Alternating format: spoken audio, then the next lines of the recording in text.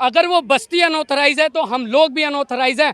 हमने जो वोट डाले वो भी अनऑथराइज है और ये सरकारें जो बनी हैं हमारे वोटों से वो भी अनऑथराइज है। वो इस्तीफा दें और उसके बाद गरीब वर्ग के, दलित वर्ग के लोगों से वोट ना मांगकर अपने राजनेताओं से अगर सरकार बनती हो और चलती हो तो उसको चलाएं। मैं पूछना चाहता हूं कि जब हमारे घर ही टूट जाएंगे तो हम तिरंगा कहां फहराएंगे? ये मोदी जी खुद हमें बताएं आकर कि जब हमारे घर ही नहीं रहेंगे तो हम कहां? मोदी से ज़्यादा बड़ा बतौलू कोई नहीं है। 2014 में भी बहुत बड़े बड़े वादे किए थे, 15 लाख हर व्यक्ति को देने का वादा किया था, ब्लैक मनी लेके, आज तक कुछ नहीं आया, आज तक कुछ नहीं आया। कहना चाहता हूं कि मोदी सरकार इतनी कट्टर कैसे हो सकती है कि अमीर लोगों की पार्किंग बचाने के लिए गरीब समुदाय, गरीब वर्ग के लोगों के घर तोड़ रही है। मेरा नाम विक्रम सिंह है, मैं कस्तूरबा नगर बुलंदाबाद, जो कि मेरे कस्तूरबा नगर हमारी जो जहां हम लोग रहते हैं वहां का नाम है, ठीक है। मैं मसला है भाई साहब, क्या मसला ये है कि एक्चुअल में क्या है, डीडीए ने हमें 1 तारीख को नोटिस दिया,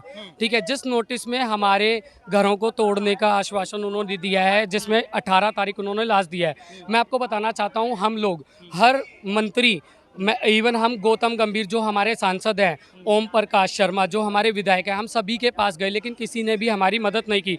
मैं आपको बताना चाहता हूँ, ये लोग कहाँ रहते हैं? जितने लोग हम सभी लोग एक साथ रहते हैं। कस्तूरबा नगर जो है, कहने को झुग्गी है, लोग झुग्गी बोलते हैं, पर अगर आप देखेंगे वहाँ पर आज के समय पे हर वो सुविधा है जो पक्के मकानों में होती है, जैसे जल, पानी, अपना सीवर हो गया, बिजली होगी, सब चीज़ पक्की है। और एक चीज़ और, हम लोग 1961 के दशक से यहाँ पर हैं। हमने हाउस टैक्स भी उस टाइम पे 4 आना जो भरा जाता था वो भी भरा है। डीडीए का जन्म हमारे बाद हुआ, हमारी जो बस्ती बनाई गई उसके बाद डीडीए का जन्म हुआ। तो मैं डीडीए से ये सवाल पूछना चाहता हूँ कि जब आपका जन्म ही नहीं हुआ था तो हमारी जो बस्ती है वो आपकी कैसे हो गई? दूसरा ये कि जो ये घर घर तिरंगे का एक हमारा अभियान था, मोदी जी का ये अभियान था, मैं पूछना चाहता हूं कि जब हमारे घर ही टूट जाएंगे तो हम तिरंगा कहां फहराएंगे? ये मोदी जी खुद हमें बताएं आकर कि जब हमारे घर ही नहीं रहेंगे तो हम कहां? लोगों ने डेली का कमाना, डेली का खाना, हम लोग दिल्ली जैसे शहर में दोबारा घर कैसे खरीदेंगे और कैसे बनाएंगे? ठीक है, हम लोग अगर किराए पर भी जाते हैं तो हमारी जो तनख्वाहें हैं वो तो किराए में चली जाएगी, तो हम अपने परिवार का पालन पोषण कैसे करेंगे? मैं सरकार से एक ही उम्मीद करता हूं कि हम लोग भी दलित वर्ग से हैं और हमारे घर ना उजाड़े जाए। लेकिन सरकार का मुहिम जो था कि हर आदमी का पक्का घर मिलेगा, सरकार का मुहिम था 2022 तक, जहां झुग्गी वहीं मकान, ठीक है, वो वैसा तो कुछ हुआ नहीं।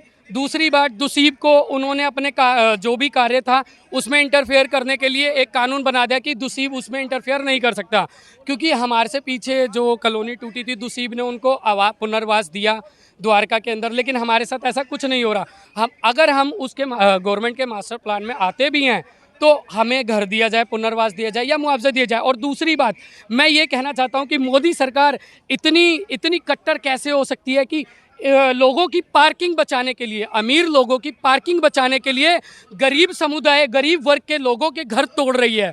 वो घर जहाँ पर 100 से 200 फैमिलियाँ रहती हैं, जहाँ के 200 से 250 बच्चे वहाँ के नगर निगम स्कूल में पढ़ते हैं, जिनका फ्यूचर खराब हो रहा है, को तोड़ा जा रहा है, या फिर इसके क्या लगता है कि जो अभी भी सरकार की नज़रों में वो चीज़ें जो है? मैं आपको बताना चाहता हूँ, अवैध इसलिए है, सुप्रीम कोर्ट और हाई कोर्ट कहता है कि अगर आप एक स्थान पर 20 साल से ज़्यादा रहते हैं तो वो लीगली आप उस पर ओनरशिप प्रूफ कर सकते हैं, वो आपका है।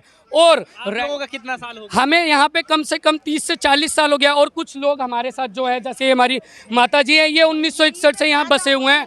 जिस डीडीए की पार्किंग को बचाने के लिए हमारे घरों को तोड़ा जा रहा है, वो डीडीए फ्लैट्स 20 साल पहले ही बने हैं और मेरी उम्र आज 25 साल से ज़्यादा है।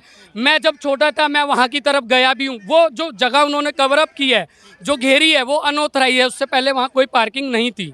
तो कितने लोगों को जो लग रहा है कि वहाँ से प्रॉब्लम होने वाली है? मैं आपको बता देना चाहता हूँ, डीडीए ने कोई भी नोटिस के अंदर कोई भी जगह को रेक्टिफाई नहीं किया है।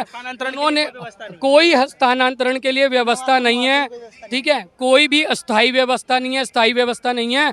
दूसरी बात क्या है कि डीडीए कहता है कि अगर आप खाली नहीं करोगे तो हम आप लोगों को आपके घर समेत ही दिया जाएगा आपको। तो मैं मोदी जी से ये जानना चाहता हूँ, मैंने भी मोदी जी को वोट दिया और हमारी सभी जनता ने वोट दिया है।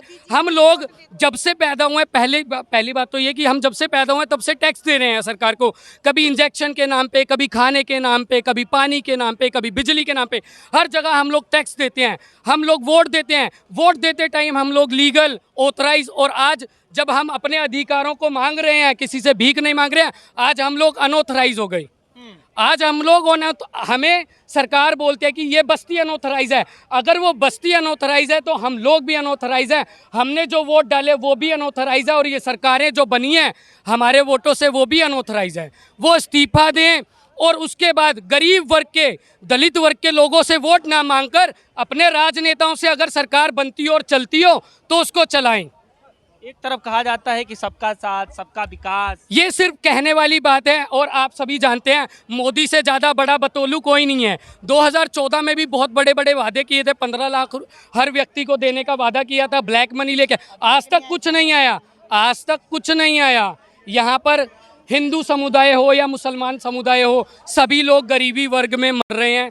जो गरीब था वो और गरीब हो गया, सब जानते हैं कोविड के बाद। अब आप लोग कहाँ जानेंगे, क्या करेंगे जब जब आप लोगों का घर ही नहीं बचेगा तो क्या? बिल्कुल हम लोग लड़ेंगे, हम लोग आखिरी सांस तक लड़ेंगे, क्योंकि जब सुप्रीम कोर्ट और हाई कोर्ट ही ये कहता है कि 20 साल से ज़्यादा अगर आप लोग वहाँ रहते हैं तो लॉ के अकॉर्डिंग वो जगह आपकी है, तो हमें कैसे अनऑथराइज बोला जा रहा है? और क्यों हमें, अगर वो तोड़ भी रहे हैं तो हमें पुनर्वास दें या हमें कुछ मुआवजा दें ताकि हम लोग अपनी फैमिलियों को लेकर के शिफ्ट हो सकें। तो क्या आप लोगों को लगता है कि जो सरकार ने जो ये नारा दिया था, जहां झुग्गी वही मकान, उसके बाद जो है बार बार ये जिक्र कहा जाता है कि जो है हर आदमी का जो है अपना खुद का पक्का घर होगा, पक्की छत होगी, घर में नल होगा, जल होगा, बिजली होगी, उसके बाद जो शौचालय होगा, ये सब तमाम स्कीमें बार बार जिक्र किया जाता है। तो इस नहीं, स्कीम की तो कोई ऐसी धारणा नहीं है। स्कीम देखो, जल भी हम लोगों ने खुद ही किया है, और अगर मैं आपको शौचालय की बात बताऊं तो वो लोग, उसके लिए भी हम लोगों ने बहुत संघर्ष किया।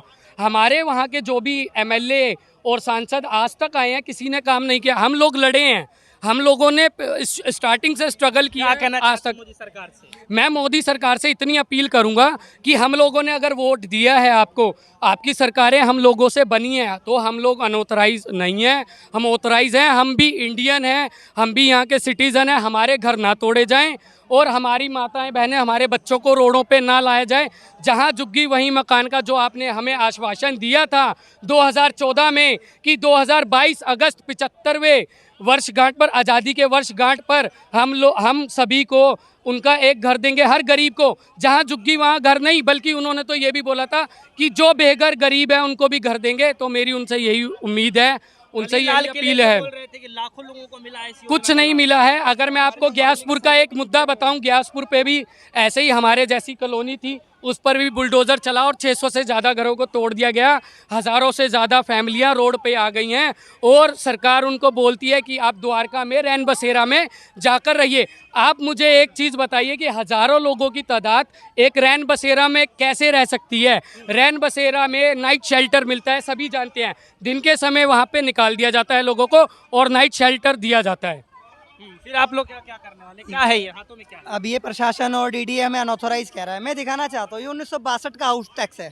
62 में हमने 4 आना टैक्स भरा है, और ये आप देखिए 1972 में हमें शेड्यूल कास्ट में आइडेंटिफाई किया है, 73 में हमें राशन कार्ड मुहैया कराया गया है, और 93 में हमें इलेक्ट्रिसिटी बिल दिया गया है। तो सरकार की ऐसी कोई योजना नहीं है जिसका लाभ हमने ना उठाया हो, तो अनऑथोराइज कहाँ है? और यहाँ तक कि छोड़ो, अब तक की जो 13 से 14 सरकारें चुना गई है, लोकसभा इलेक्शन हुए हैं, उस इलेक्शन में हर इलेक्शन में हमारे यहाँ के रहने वाले लोगों ने वोट दिया है और उनसे सरकारें बनी हैं।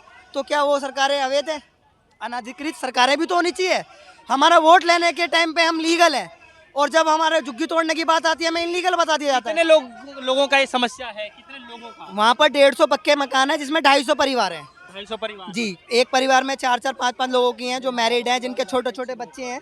कम से कम 250 परिवार बेघर होने जा रहे हैं, और जिनकी कोई मुआवजे की और पुनर्वास की कोई व्यवस्था नहीं करी है सरकार ने। आप लोगों ने बात पहुंचाई है सरकार? बात प्रशासन को पहुंचाई है, सरकार के मौजूदा विधायक से भी बात की है। मौजूदा विधायक ने क्या मिल बिल्कुल, रहा है, आश्वासन का मिल? उन्होंने सीधा कहा है कि ये सरकार की ज़मीन है, अनाधिकृत ज़मीन पे आप इतने लंबे समय से रह रहे हो और इसे तोड़ा जाएगा, आपके लिए कोई व्यवस्था नहीं है। मतलब कहीं ना कहीं ये सरकार और प्रशासन की जालसाजी है वहाँ से हमें हटाने की।